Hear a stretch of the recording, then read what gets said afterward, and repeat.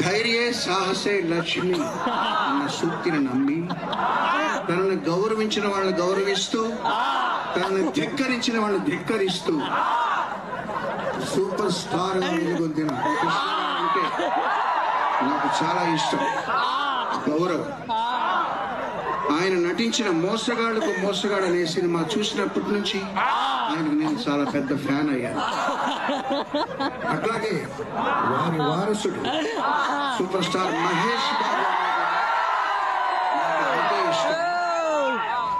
తన powerful dialogues కోసం, నా మిత్రుడు మణిశర్మ పవర్ఫుల్ మ్యూజిక్ కోసం పోకిరి అనే సినిమాని ఎన్నిసార్లు చూసానో నాకే గుర్తు.